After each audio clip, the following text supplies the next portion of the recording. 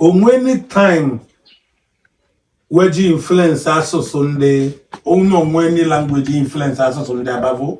Also don't know what to kick Yakunu time or get where you better influence against language on us. So I'm going on one now. Yes,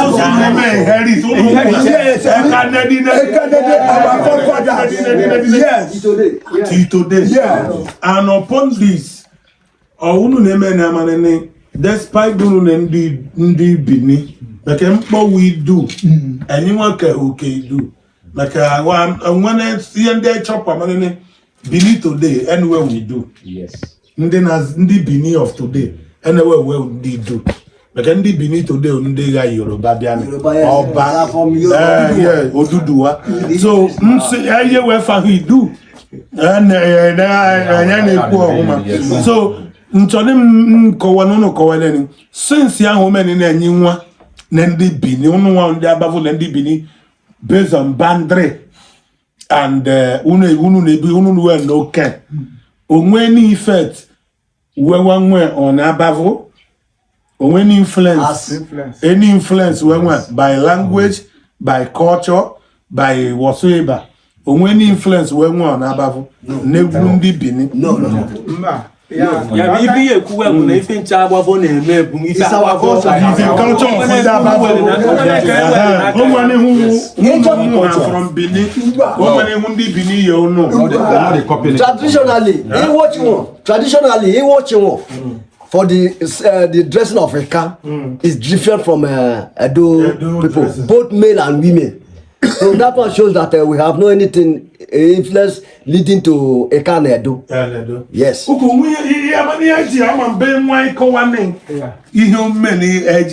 This documentation. Ndi Bini bencha waje ka obodo Igbo ka we use no esu enenyi wo nwa we no we mweni that no we our ancestors neighbor descendants. Neighbor their descendants. Okay kwene oha or ihe ndị eji bia dey meet no. No kowele ni ko no wo descendant ndi Bini. Maka obe no wo mo emeka unu woro enyi nwa awa na emeka unu wa ndị na die ni. Eya ke or ihe ndị eji bia. Yamani ne mma ya ndi du ndi Bini risle we mwen ne hunu ane mani we mwen so ni enyenweka ni ya anyenwa nweka ni power on our own we le ya we mwen so we anyenwa re wa gwa oni enyenwa lo asusu enyin le wa wofu ẹ̀yin lẹ wezukala ẹ̀yin lẹ gba no can but some of them ẹ̀yin wẹ́rẹ́ ẹ̀gbọ́nyá no mẹ́wọ́n Bini not just but mma no so ihe ọrịa eku o ya ọkọ nwe ni mmekọ ẹ̀yin lẹ ndị du ọwụ inwe ọ na-eme ni we na claim le we lẹ́yìn o nwa we mezokuru ani lori ajo ẹ̀yin kete ẹ̀yin wa ẹ̀yin kuro nedi ẹ̀yin Ologo age gwanyi le idu le yo agalaba de ndi Bini we kunu we le kunu le yo kunu di Bini le kunu le yo no de kai yo kunu nedi ologo age gwanyi le yo kunu we ya ni go mele anyi mu asoso kan yeruko op to de ya su idu we mu memo we me idu omenala we wa po yi wa yo na eme eya akpo we we nke we anyari okuru we onwe ni yesu bia ni for the ending of the year bia no ero na yin mon ayin le wa ya na Abavo eje Bini da na nso o fonde Abavo ari eje ni ihe ncha Abavo je woro Abavo ri Abavo Only sabu no wa o. Ko ga ma la to na ka wa ife du.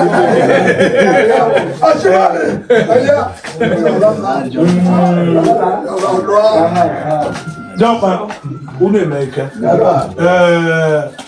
Ku emume we ndo iba tradition ordinary weje mani Abavo. Ku ihe ndị Abavo eri ku aso.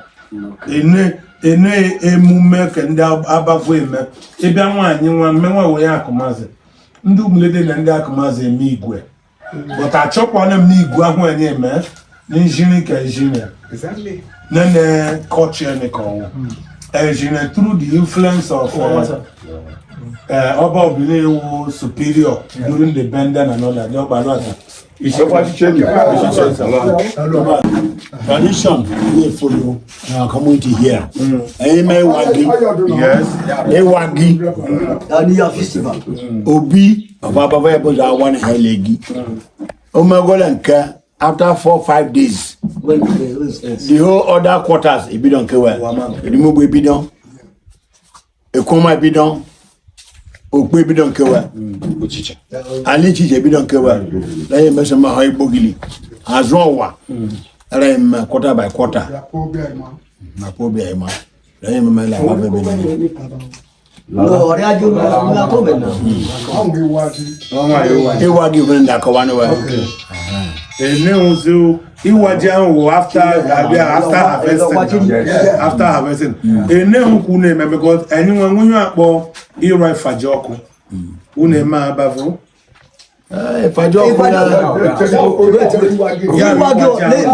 ya meka uwe megwu eme arọgwu ifaji ọkụ before awawa eji nke ofufa Because all those who are following with the New Year festival yes okay mama mo ìfàjọ́ ọkùnrin jò ebe yìí na wá gà yẹ́yìn na ewèrè ẹ̀yẹ ewèrè yẹn Ewúrẹ́ àwòlẹ́ ní Jigbo. ẹ̀yẹ rúgbó ẹ̀yẹ ewèrè ìfàjọ́ ọkùn ẹ̀yẹ irú ọ̀nà ológo yìí yàrá jẹlẹ ẹ̀yẹ wági ẹ̀yẹ rí ibi ọ̀fun yẹ́yẹ lẹ́yìn sọ̀gbù yẹ́wò ìfàjọ́ ọkùnrin rúgbó ẹ̀yẹ àgọ́ aṣojú ẹ̀. ohun ìpẹ́ fan ọ̀nà ètò ẹ̀rọ ọ̀nà ológo olùbí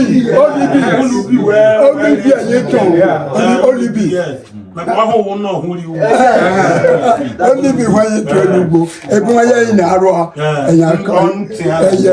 ẹ̀yin mẹmẹ ẹ̀yin lẹ mọ yi ẹ̀yin aro ha ẹ̀yin rimẹ nigi ọfun ẹ̀yin ara mẹma ya ẹ̀yin arioto sinogbẹsẹ ahọ alala ni lẹ́yìn wúlò ẹfọ lẹ́yìn wájú igi ọfun o yẹyẹ wíkẹrẹ mọ yẹyẹ tọ mẹrẹ mọ. ó kù níbi fẹ́ ẹ̀jẹ̀ ihun mẹ́kì ìfàjọ́ kù náà ní ẹ̀mẹ́wọ̀n.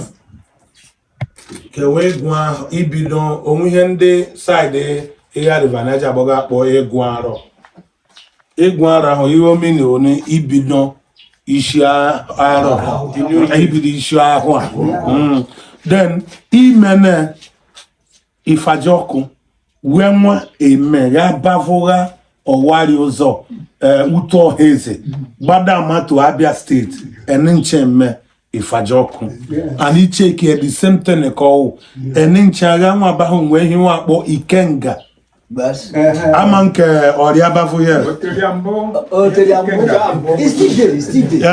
now omena ncha ya nwa be n'iru Abia steeti ihe ndị na-ekwu enyi ncha practice ya na na ụdọ merezi na enye ekweri na enyi ncha nwene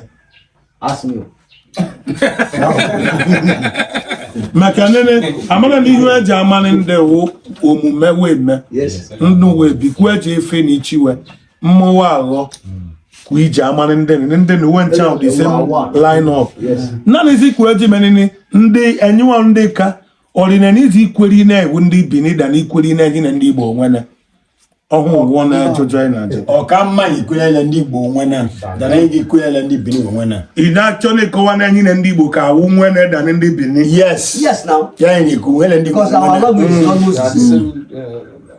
culture yes ihe na-ịkọwa eziokwu asụsụ is when a language is the epitome of one's culture. okay ebe ma ni language ya ọwa gị mara n'elu onye iwu enyi le ndị Igbo from Natil Abia State enyi le asụsụ ohu yes because onwe oge nwa baba na enyi na ọdịdị alọ mgba ile Enugu okay oge anyị gịrị asụ Igbo so anyị asụsụ lebo le asụsụ ele anyị ri asụ lewa nọchara ya donate na wa saka buchie our intonation so yes enyi le ofu because iri asị ni naka Bini here and in 5 years no abudu but I didn't hear their language.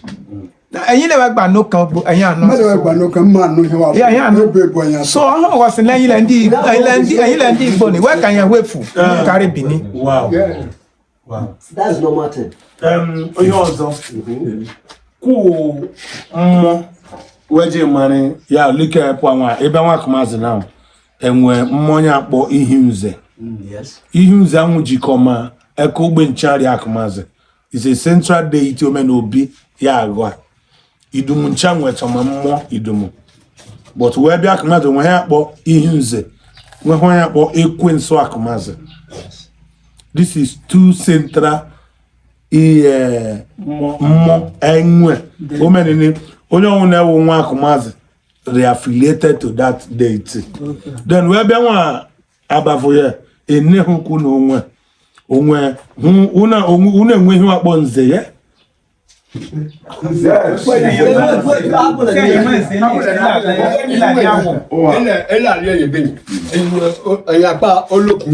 olókun ẹ̀yin ahọ́ àjùlọ ẹ̀mẹ́ òun ahọ́ ẹ̀yin wèrè ẹ̀yin gbẹ́fín ẹ̀yin ilé gimolókan wọ̀ ẹ̀yin mẹ́gbọ́lókan wọ̀ ẹ̀yin wèrè àpẹ́ àgèdè ẹ̀yin síje tẹ́gu báhùmẹ́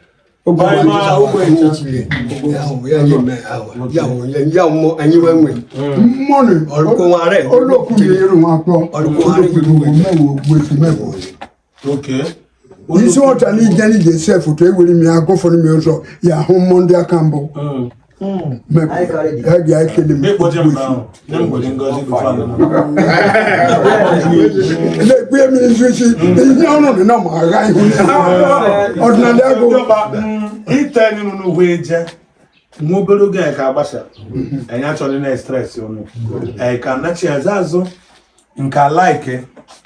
The day ka bia here omeni video kpasi keme ekugbe 16 ahụ weje mani Abavo ekugbe 16 ahụ menu no ka invite ndị ishi we bia bo meni be ni wo center eke we he we shinni enyo no ka no na ikpaita na homa ai shinni ngomanya eke me orika mini party I not Onyeni ya okebala ya nyeche kona ndio dodoni ya nyeche okebala ya wo certain quarters okay ya okebala ya kwa na kuna okay sir you hand everything over to him to call the whole certain quarters okebala there na so that where you go each individual okebala will carry the message to their communities of your people's coming we pon we logwa oziwa abawiwe ona abeda very day well nogo onye kije deliver the message to various quarters ya no ever some you the senior about the whole Abavo yeah but then he asked for ya dalo sir